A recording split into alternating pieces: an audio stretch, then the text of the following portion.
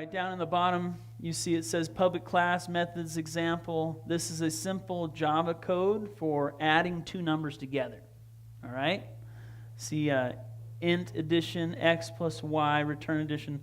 It's a function, blah, blah, blah, blah, blah. So you notice there's some words in there that you recognize, right? Like public, addition. You know those words. Return. Okay, this is Java code, all right?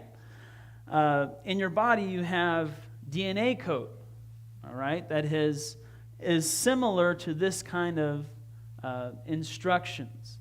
And what is this doing? This is adding two numbers together. What is going on in your body? Your body is repairing itself and keeping you what? Alive. Don't you think that's a more important function? Right?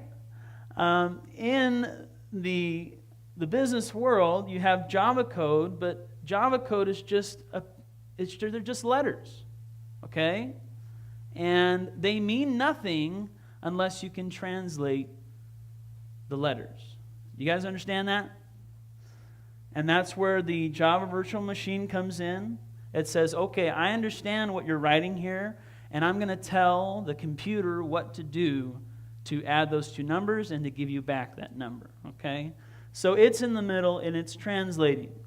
And that's like a lot of what's going on in your body right now. You have DNA code, you have a translator of your code, the ribosomes are making these cells, and also you have to have what's on the top right. Anybody know what that top right picture is? Raise your hand if you can tell me. Is this, nobody? Come on, just throw out a guess. Server. Thank you, sir. A server. And the server rooms, they look like this. They're big, they're just tall cases, and they just have these blades that they push in there. And a server is basically a CPU, RAM or memory, storage for like a hard drive, and a motherboard. Okay? That's basically the four basic things. And of course you need what? Power. Right?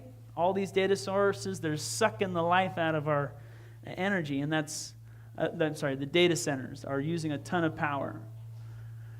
Over here, this is binary code. Binary means what? Two. What are the two numbers in code? 0 and 1. So in your DNA, what do you have? How many are there? There's 4. ATCGC or ATGC. Okay? So we're using this as an example. So first of all, you have to have what? What's this? The code. And then here you have the translator, right? And I'm sorry, I'm pointing at. Here you have the translator. He understands what the code is, and he talks to the server, which is basically the hardware. So, I've never seen a server walk out of the data center. I mean, and I'll give that to the evolutionists. I'll say, here's power. I'll hook up power. Here's the server, CPU, got a brain. It's not coming out of there. I'll give you 1,000,000 years. It's not going to do nothing. Actually, you know what's going to happen? They're going to call me because it's breaking down.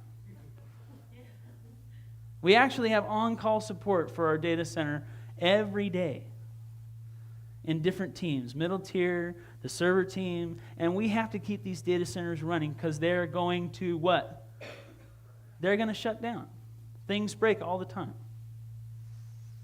Okay? Am I making sense? Are you young people hearing this? Are you getting this? They're trying to tell you that you started from something very simple, and all of a sudden now you're more complicated than a server with all of this stuff. The DNA code that's in your body has 3 billion lines of code in it. It can fill 100 books with just code. All the pages full. The human genome. Did you know that? And all of that code means something. It's important. And if that code is messed up and disorganized, it doesn't mean it's not going to work. So, for any program that we've created at my company, for it to come about by accident is impossible. And it's absurd to think so. And it's the same way with your code in your DNA. For this translator to happen by accident is impossible. For the ribosome to happen in your body by accident is impossible. For this server with the physical parts to be created that can actually run this code in this translator to just happen out of nowhere is impossible. And do you understand what I'm saying? The code has to run somewhere. It has to be translated. It has to live on something. Okay? It's absurd to think that we are an accident. God, our Creator, created and wrote our DNA. He is our author. He's written the DNA in your body. He's created you, body, soul, and spirit.